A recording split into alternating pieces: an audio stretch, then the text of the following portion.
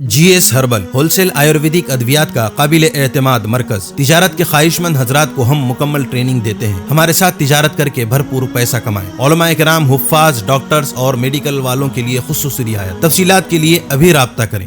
قاسمی حج عمرہ tours and travels حج عمرہ اور دیگر مقدس مقامات کی زیارت کا بھروسے مند مرکز۔ حج عمرہ جانے کے خواہش مند حضرات سکرین پر دیے گئے نمبرات پر کال کریں۔ بسم اللہ الرحمن الرحیم۔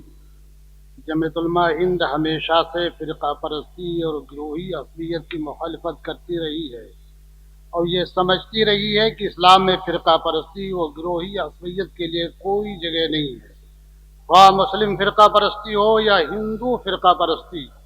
جمعیت علماء نے ہر فرقہ پرستی کا ڈٹ کر مقابلہ کیا ہے اور آج بھی کر رہی ہے، انشاءاللہ کل بھی کرتی رہے گی۔ یہی وجہ ہے کہ جمعیت علماء نے دو قومی نظریے کو مسترد کر دیا اور متحدہ قومیت کی علم بردار بنی، مگر مذہبی امتیاز و تشخص کو بہرحال ضروری قرار دیا۔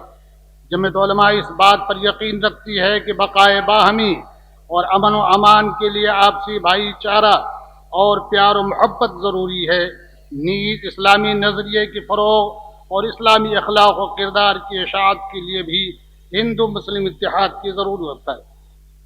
فرقہ پرستی امن امان کو غارت کرتی ہے، سماجی تانا بانا کو بکھیر دیتی ہے، اس لیے ملک میں امن و امان بھائی چارہ پیدا کرنے کے لیے ہندو مسلم اتحاد ضروری ہے۔ ہندو مسلم اتحاد ملک میں جمعیت علماء کی پہچان بن گئی ہے، اس کو باقی رکھنا ضروری ہے۔ اضلاع کے ذمہ دار حضرات سے درخواست کی جاتی ہے کہ ہندو مسلم اتحاد کے نظریے کو اپنے اپنے اضلاع میں فروغ دیں، مذہبی امور میں اسلامی امتیاز و تشخص کو برقرار رکھتے ہوئے برادران وطن سے اچھے تعلقات بنائیں اور قائم رکھیں، مختلف مواقع پر ان کو اپنے یہاں بلائیں، خود ان کے یہاں جائیں، باہم دکھ سکھ میں شریک ہوں، امن پسندی و ہمدردی کا مظاہرہ کریں، اس سے نفرت کی آگ بجھانے میں مدد ملے گی۔ اسلام کے حسن سلوک اور رواداری کے اثرات ان کے ذہنوں میں اچھے مرتب ہوں گے، حالات میں تبدیلی آئے گی، سماج کو ایک پرامن ماحول ملے گا۔